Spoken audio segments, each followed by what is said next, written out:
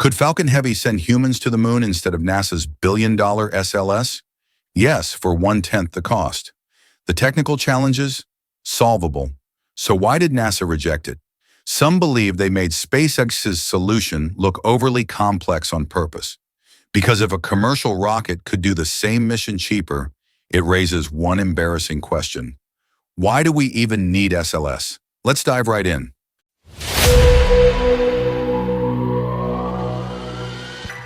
Let's start with the facts that change everything. Falcon Heavy can lift 63,800 kilograms to low Earth orbit in expendable mode. The Orion capsule, its European service module, and the fuel stage together weigh about 56,000 kilograms. Falcon Heavy has more than enough power. The rocket SpaceX already flies could handle this mission today. NASA evaluated this option. They looked at the numbers, they ran the calculations, and then they walked away. The official reason? Technical complexity. But the space community whispers a different story, one about protecting a multi-billion-dollar program that employs thousands across multiple states. What most people don't realize is that Falcon Heavy might do something even more impressive. It could potentially send Orion almost to the moon without even using NASA's interim fuel stage. Here's how the math works. SpaceX's published data shows Falcon Heavy can lift 26,300 kilograms to geostationary transfer orbit, an elliptical path stretching out to 35,786 kilometers altitude. Reaching that orbit requires a velocity boost of 2.5 kilometers per second. A moonshot needs 3.2 kilometers per second total. The gap, just 700 meters per second. Now here's the key detail. Orion's service module can provide up to 1.8 kilometers per second of velocity change on its own. That's more than double what's needed to close the gap. These aren't estimates. They're published specifications from both NASA and SpaceX. This means Falcon Heavy could skip the entire interim fuel stage, simplify integration, and save that expensive component for another mission. NASA's SLS rocket can't do this. It needs that fuel stage. Falcon Heavy might not. Launch Pad 39A would need major upgrades. A liquid hydrogen plant would have to be installed since Falcon rockets don't normally use that fuel. New systems would be required to load hypergolic propellant into Orion while the rocket sits vertical on the pad. The transporter erector would need modifications to handle a stack reaching 95 meters tall versus Falcon Heavy's usual 70 meters. The aerodynamics present another challenge. You can't just mount a much taller, heavier payload on top without complete reanalysis. Wind loads change. Flight dynamics shift. Every aspect of the rocket's behavior through the atmosphere must be recalculated and validated. Orion's launch abort system was designed specifically for SLS's wider core stage. Falcon Heavy's core is narrower, so the abort system would need redesign to ensure it could safely pull the crew capsule away in an emergency. These are genuine engineering problems. But here's what matters. Every single one is solvable with existing technology and standard aerospace engineering practices. Multiple aerospace engineers who've reviewed these challenges agree. None are showstoppers. They require time, testing, and money, but they don't require miracles. An SLS launch costs approximately $2 billion. Falcon Heavy in expendable configuration costs around $150 million. Even if you triple Falcon Heavy's cost to account for all modifications, testing, and certification, you're looking at perhaps $500 million per launch. That's still 1/4 of what SLS costs. From a pure cost-effectiveness standpoint, the decision seems obvious.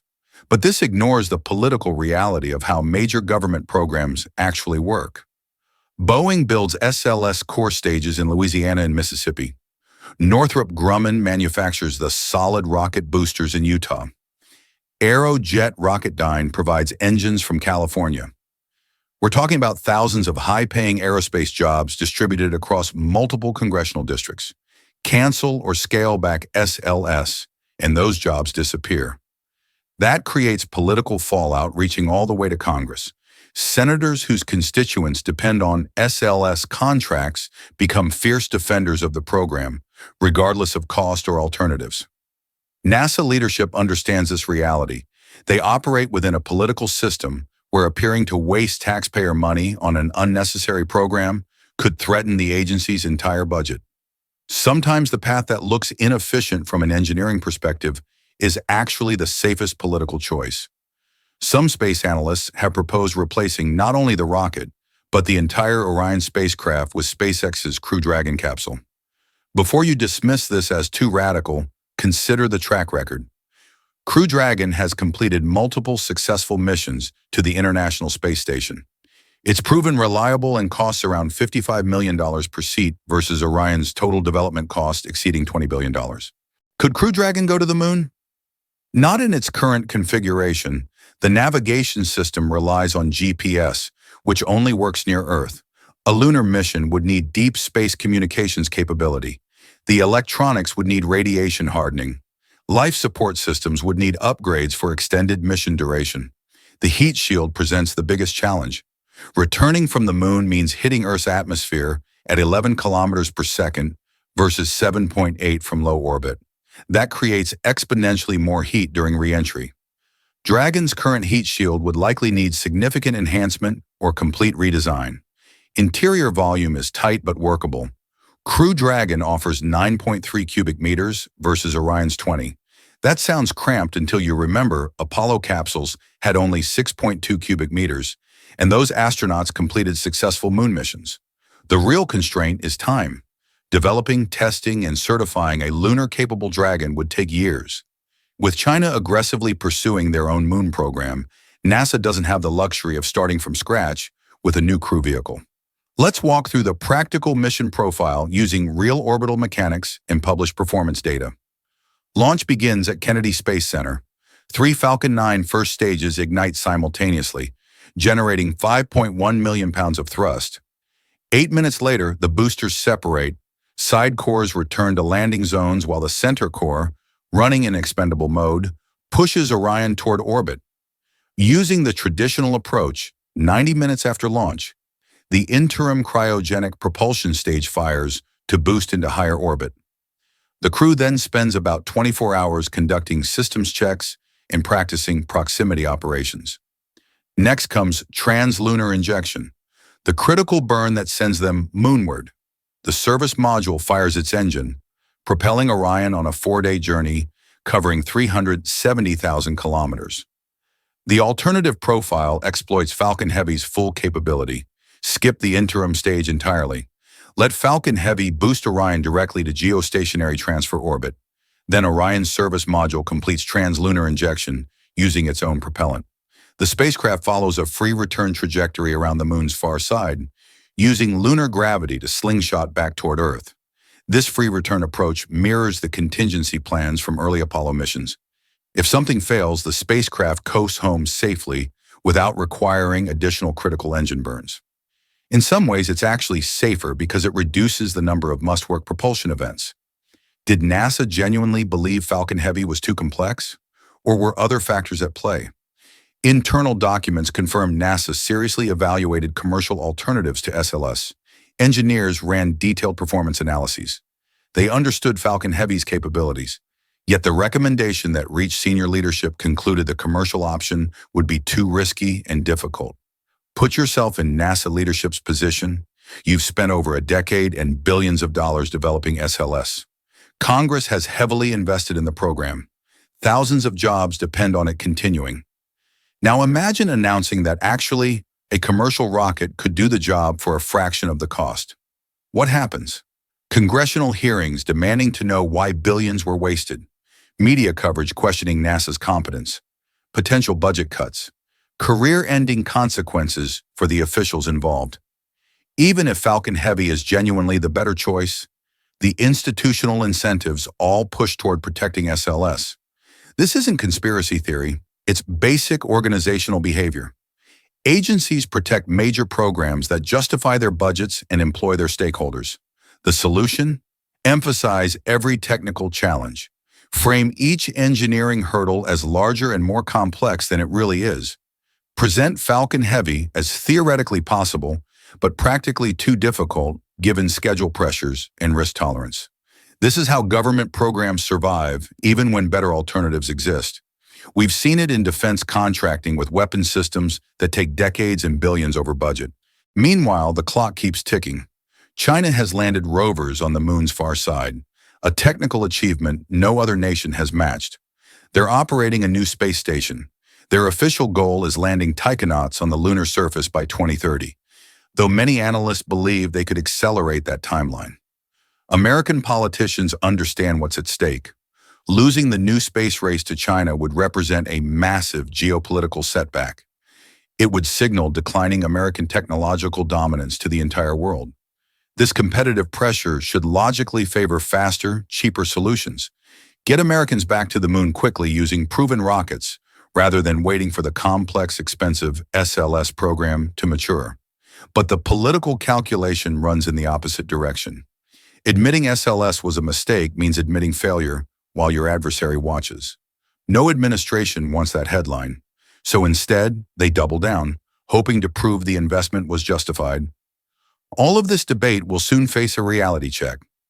NASA aims to launch Artemis 2 as early as February, a 10-day crewed mission that will take 4 astronauts around the moon without landing. They'll travel over 5,000 nautical miles beyond the lunar far side, farther than any humans have ever ventured. If Artemis 2 succeeds flawlessly, NASA can claim victory. The expense and development time will seem justified. But if technical problems emerge, if delays continue, if costs keep escalating, then the questions about Falcon Heavy will become impossible to ignore. The mission profile is genuinely ambitious. 8 minutes after launch, the SLS core stage separates and Orion's solar arrays deploy. After 25 hours of systems checks, the trans-lunar injection burn sends them on a 4-day journey to the moon. During transit, the crew becomes test subjects. Scientists will grow organoids from their blood before and after flight, studying how deep space radiation affects human cells. They'll practice emergency procedures and validate life support systems. At their farthest point, they'll witness a view unseen for over half a century, the moon looming in the foreground while Earth appears as a tiny blue marble nearly 250,000 miles away. What haunts space enthusiasts is the what-if scenario. What if 5 years from now, China has successfully landed on the moon while America is still debugging SLS? What if launch costs balloon to $3 billion each? At that point, will anyone remember the Falcon Heavy alternative NASA had available but chose not to pursue? Will there be congressional investigations into why the cheaper, proven option was dismissed? This doesn't mean SLS lacks value. The rocket has capabilities Falcon Heavy cannot match. It can launch heavier payloads as single pieces without complex orbital assembly. For certain future missions requiring massive components, SLS might genuinely be the better tool.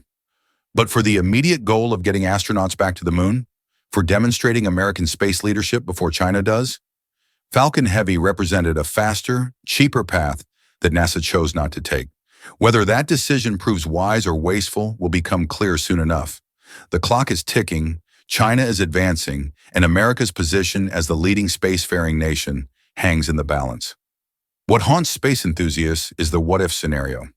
What if 5 years from now, China has successfully landed on the moon while America is still debugging SLS? What if launch costs balloon to $3 billion each? At that point, will anyone remember the Falcon Heavy alternative NASA had available but chose not to pursue? Will there be congressional investigations into why the cheaper, proven option was dismissed? This doesn't mean SLS lacks value. The rocket has capabilities Falcon Heavy cannot match. It can launch heavier payloads as single pieces without complex orbital assembly. For certain future missions requiring massive components, SLS might genuinely be the better tool. But for the immediate goal of getting astronauts back to the moon, for demonstrating American space leadership before China does, Falcon Heavy represented a faster, cheaper path that NASA chose not to take. Whether that decision proves wise or wasteful will become clear soon enough.